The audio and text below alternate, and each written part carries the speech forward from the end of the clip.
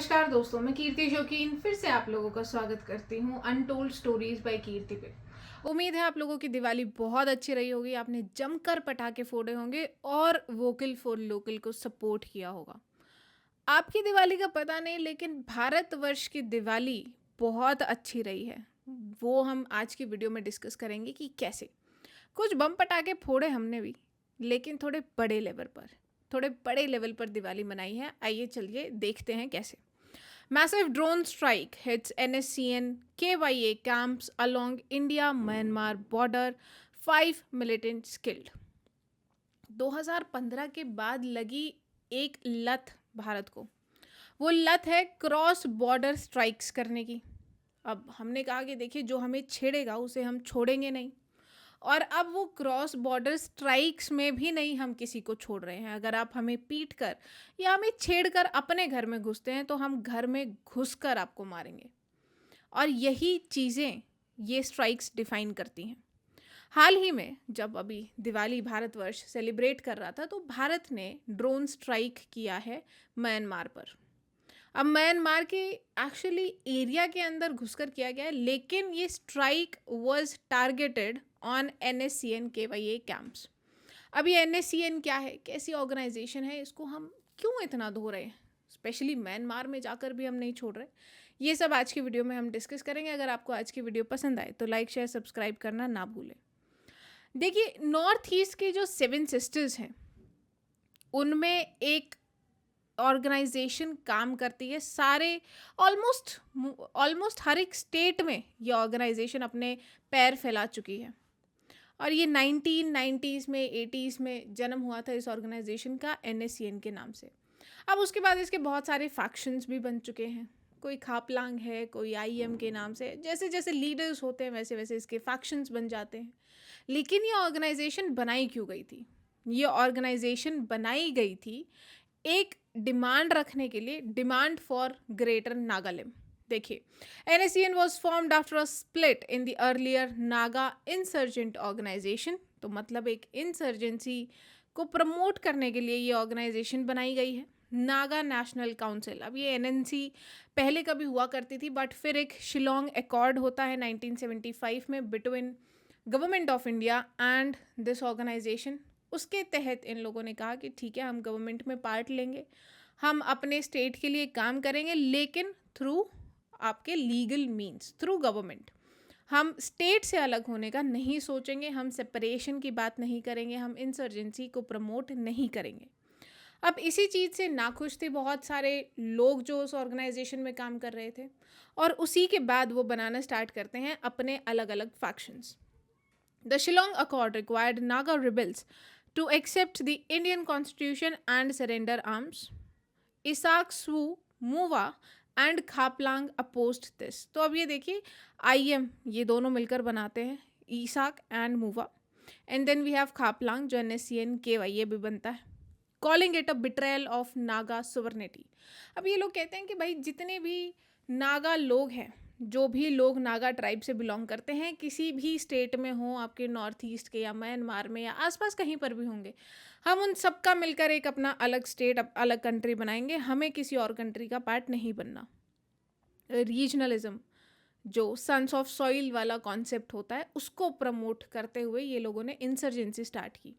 और जब शिलोंग अकॉर्ड के अकॉर्डिंग इनको बोला कि भैया थोड़ा शांत बैठो, थोड़ा स्टेट में पार्टिसिपेट करो, if you want to work for your people then work legally, constitution को मानो और लीगल तरीके से अपने लोगों के लिए काम करो। तो कुछ लोगों को ये बात पसंद नहीं आई और फिर उन्होंने अपने अलग अलग फैक्शंस बनाए। Thus they formed the NSCN, continuing the armed struggle for independent Greater Nagaland। अब देखिए, ये पूरा एरिया नागालैंड कहाँ से कहाँ तक ये कवर करता है। अरुणाचल प्रदेश को कवर कर रहा है, असम को कवर कर रहा है, फिर यहाँ पे हमारे पास बाहर देश की अगर बात की जाए, नीचे नागालैंड और ये सब तो है ही, मिज़ोरम और बहुत सारे स्टेट्स। बट देन इसके अलावा कुछ एरिया देखिए, चाइना का भी है, म्यांमार का भी है।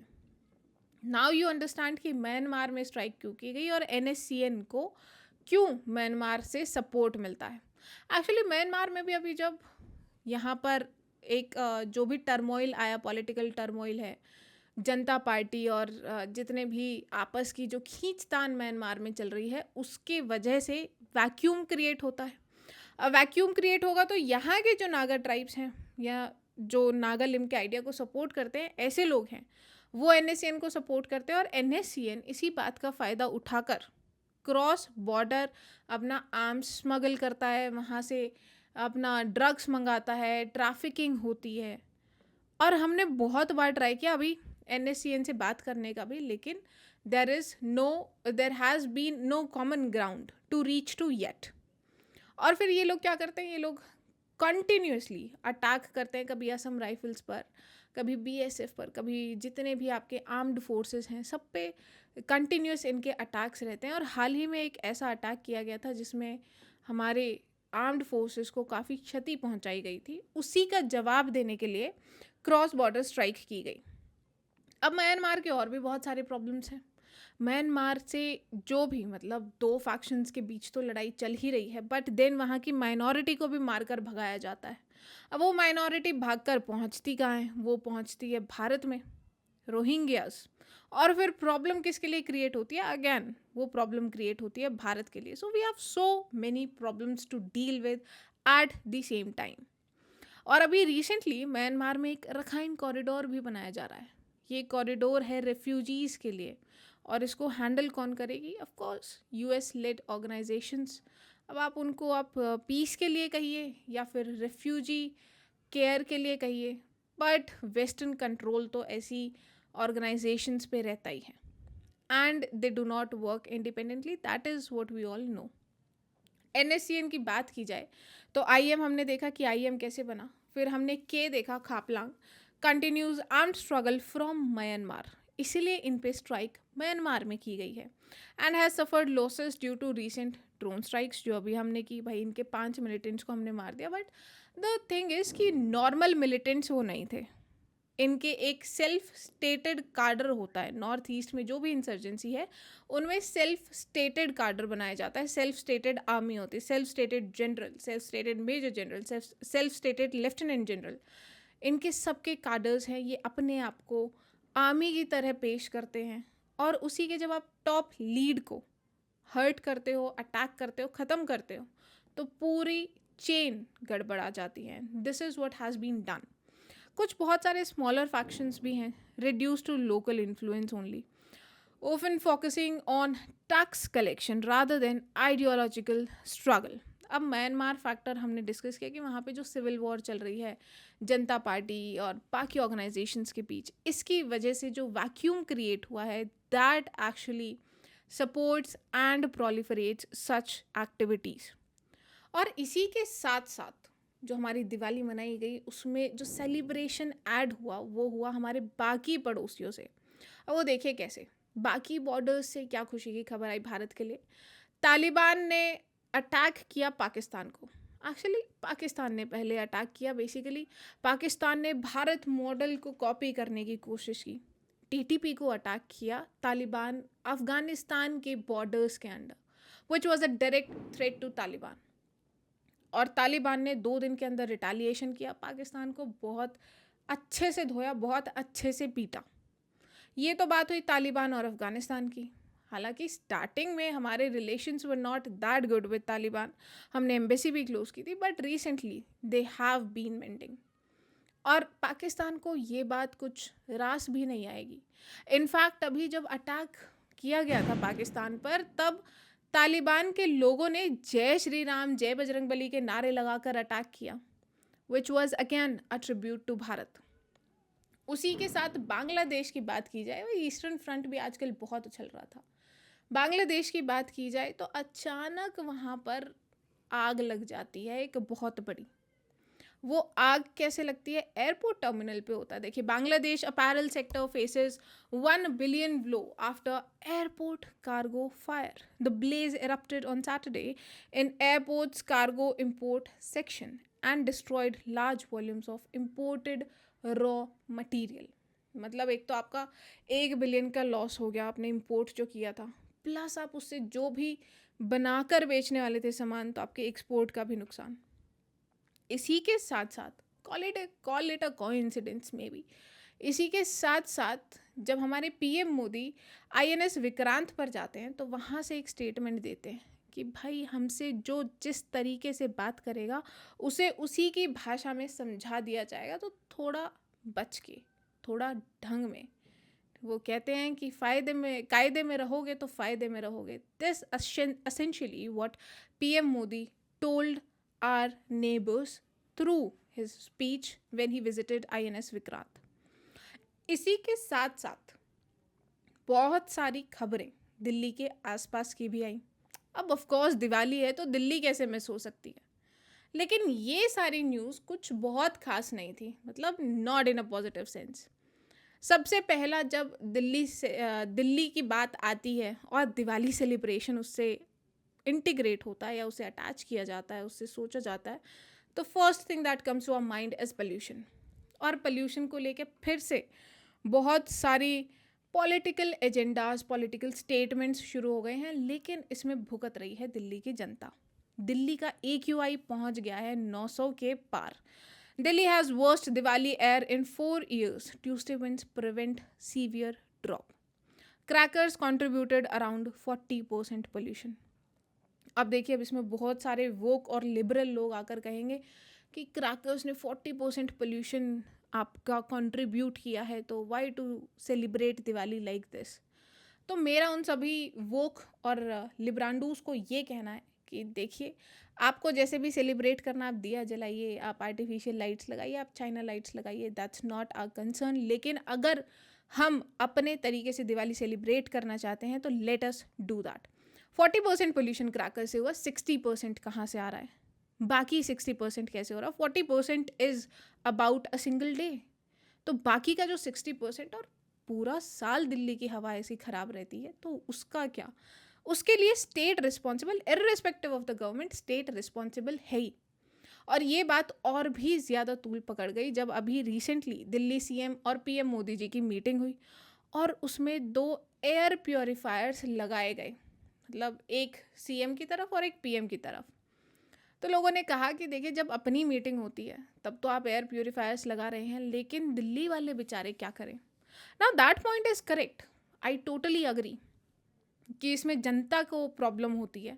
पोल्यूशन से नुकसान जनता का हो रहा है, पॉलिटिशियंस का नहीं होता। पॉलिटिशियंस के पास they have all the ways and methods to treat themselves with luxury.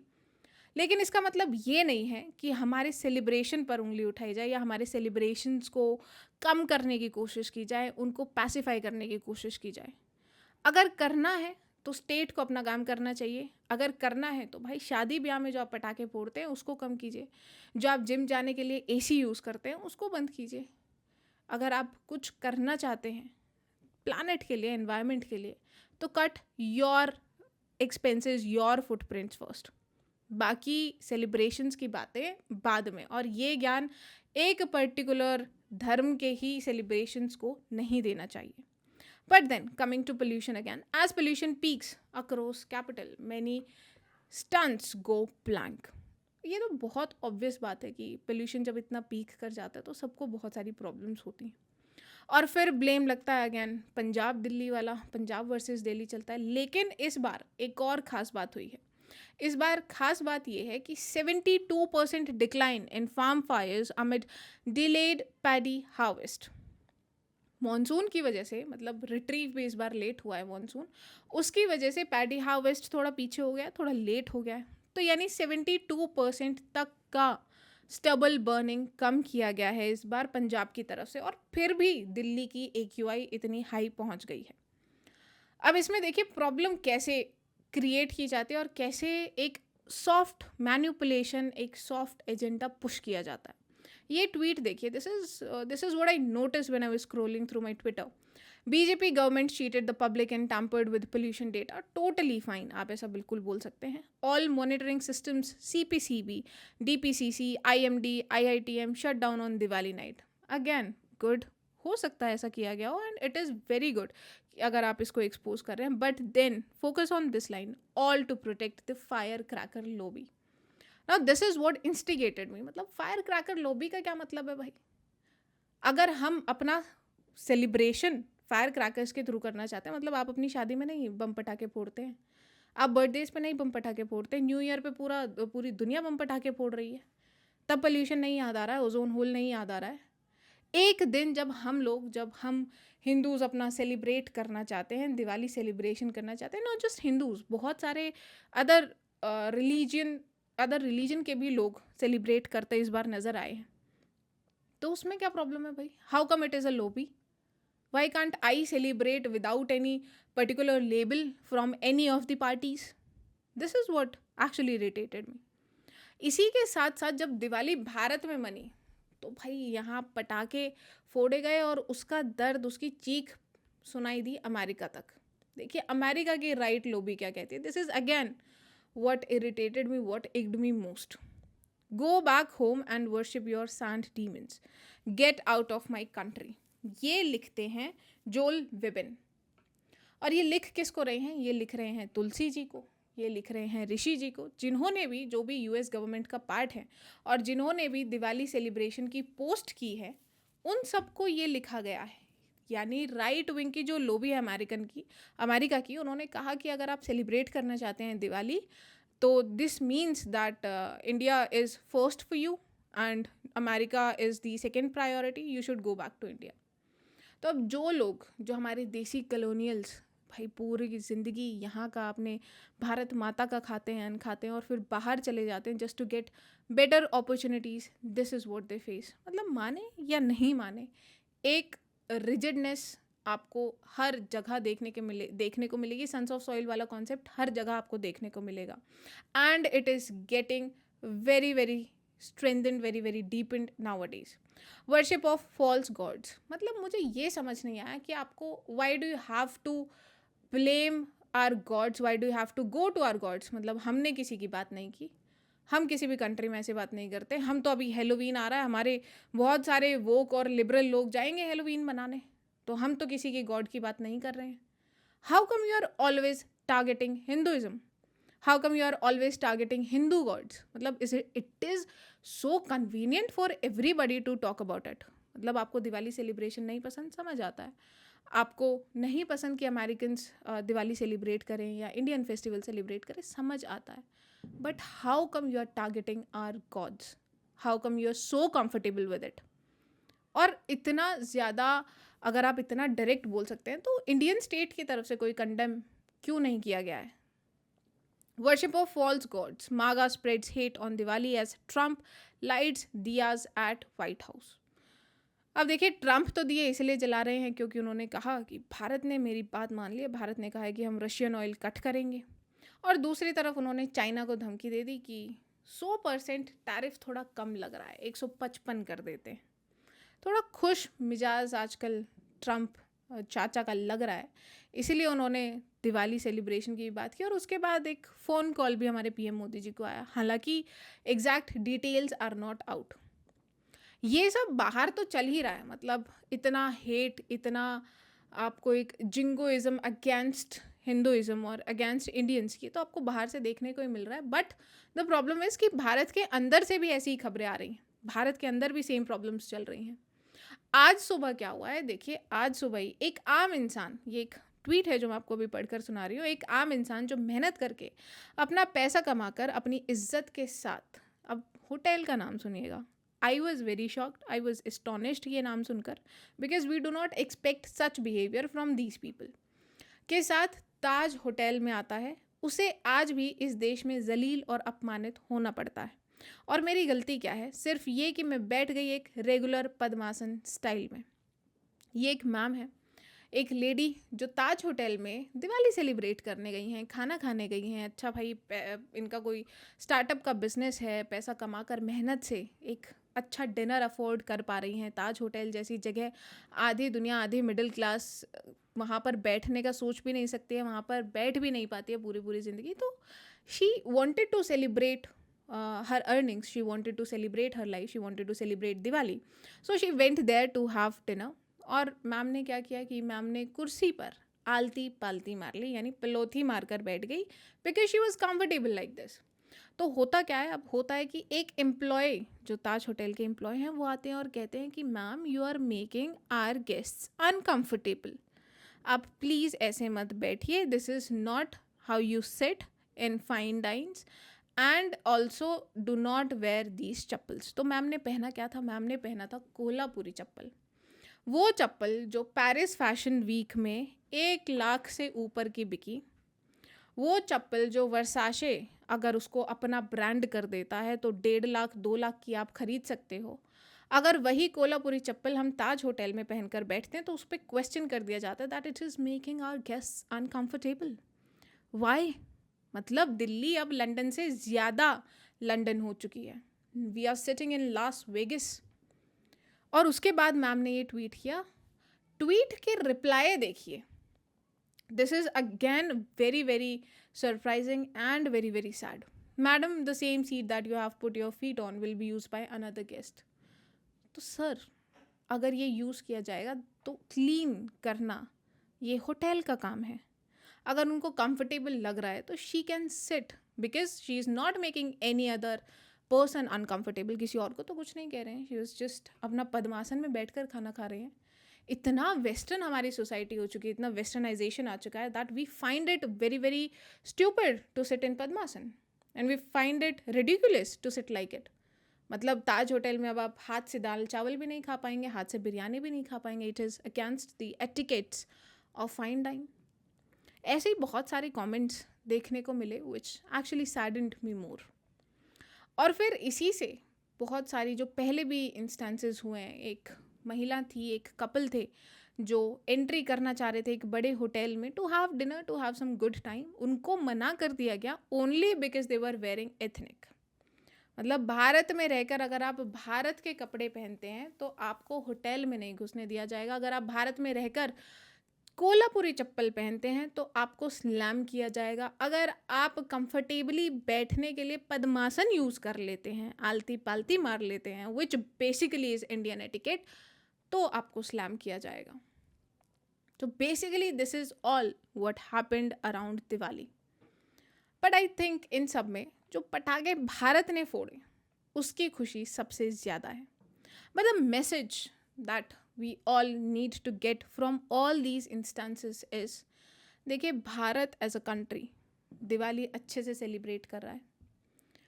बिल्कुल पूरे देशों को, अपने आसपास के सभी पड़ोसियों को अच्छे से समझा रहा है कि how Diwali should be celebrated. तो आप भी अच्छे से सेलिब्रेट करिए। Be proud of your culture, be proud of your roots. आज की वीडियो में इतना ही। जय हिंद, जय भारत।